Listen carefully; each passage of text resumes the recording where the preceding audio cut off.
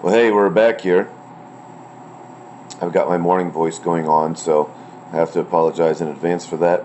But today we're going to be learning about inclined planes. For inclined planes, we have resistance components and effort components. Essentially now, I've got my pin here. I think I got a pin, yep. And just like with levers, we had a resistance side and effort side. This over here would be the resistance side. This over here, if we put a box,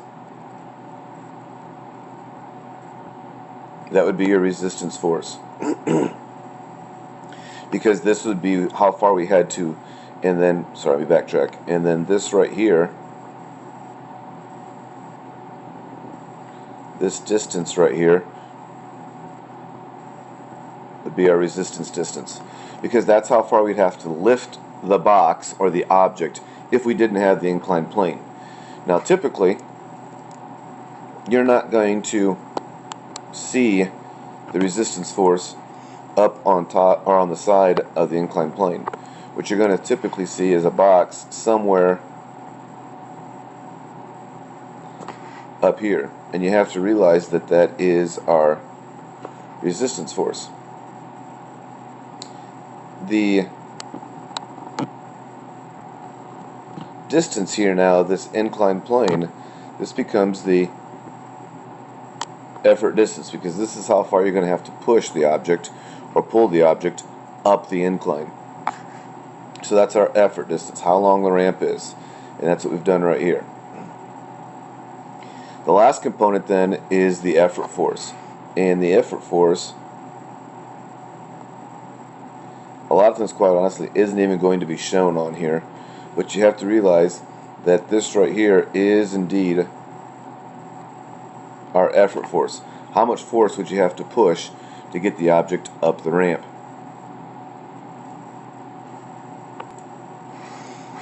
So on our new problem here, I went through here and I've labeled, created a problem here for us. The first step is we're going to have to label some of these objects. What are these? We got 4 things to find. That's the, see if my pen's going to work here. Let's pull it back up here again. We've got to find the effort force, the effort distance. We've got to find the resistance force and the resistance distance. Well, this 2 meters, this right here is my resistance distance. This is how far I'd have to lift it if I didn't have the ramp. This 5 meters is my effort distance. This is how far I'm going to have to push it up the ramp. In this 200 newtons, this would be the object I would have to lift if I didn't have the ramp. So this right here is my resistance force. So now we're going to go back into our equation from the other day. We don't have moment anymore. We have work. The reason we have work instead of moment is we're not trying to make anything turn. We're going to try to push things in a straight line. We're going to push them parallel. The force that I'm pushing with, that would be my effort force, is parallel to my effort distance. So we now have work.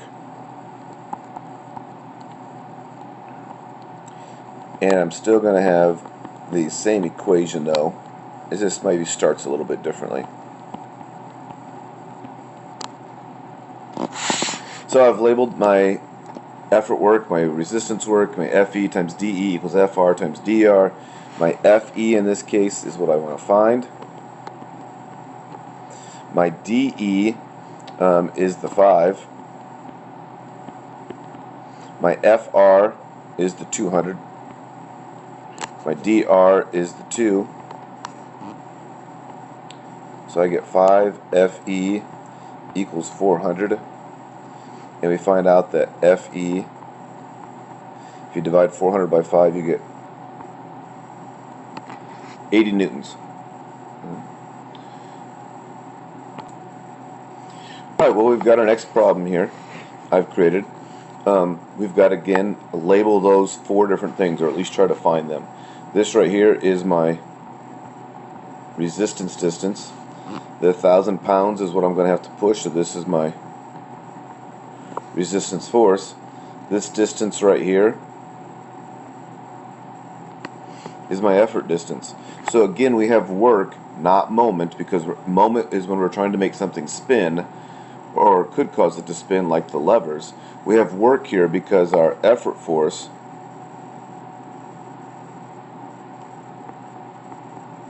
is going to be parallel or head in the exact same direction as our effort distance.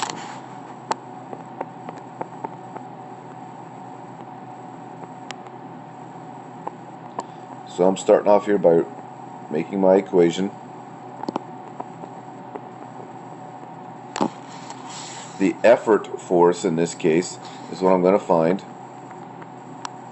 The effort distance is 16. My resistance force is right here, 1,000 pounds. My resistance distance is 4.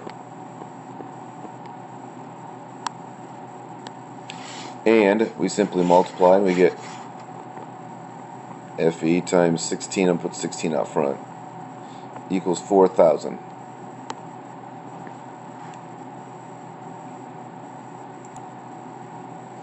And what we find out then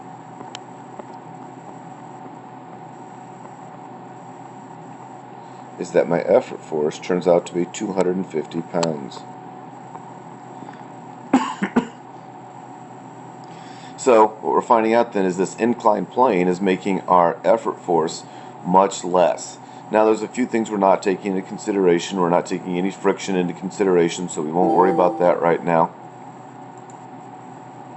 But it is allowing us, if we were on a frictionless plane, it would allow us to push with only 250 pounds to get it up the ramp.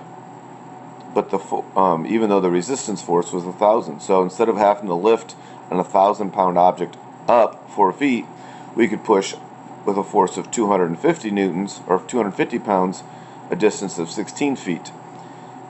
So how does this simple machine help us? It's allowing us to use less force.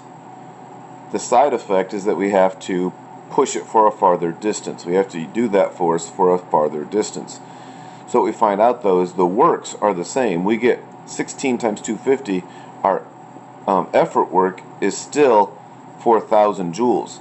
Our resistance work is 4,000 joules. So the work isn't becoming less. The amount of force that we have to use is what's becoming less. And that's an important concept to understand. Alright, here's our last problem. I've switched things up a little bit here. Let's assume that I can only push with 100 pounds of force. I've got to push it up a 12-foot long ramp. If I didn't have the ramp, I'd have to be lifting the object to a height of 6 feet. So how much is the ramp, this inclined plane, going to allow me to push up? Well, let's set up our equations here still. This is still my resistance distance. This is still my resistance force. That's my effort force. And this is my effort distance.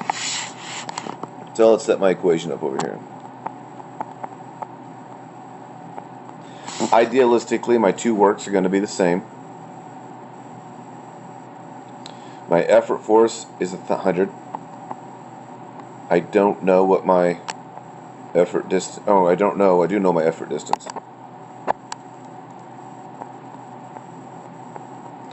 It's 12. Sorry, it's kind of hard to write on here. Doing the best I can. My resistance force is what I don't know. And my resistance distance is 6. Over here I get 1,200. Over here I get 6 times the resistance force.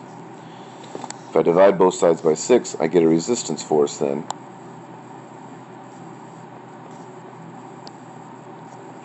In that case then, it tells us then that this right here is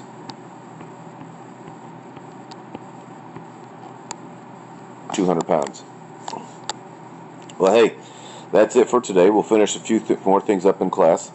I'll catch you guys on the flip side.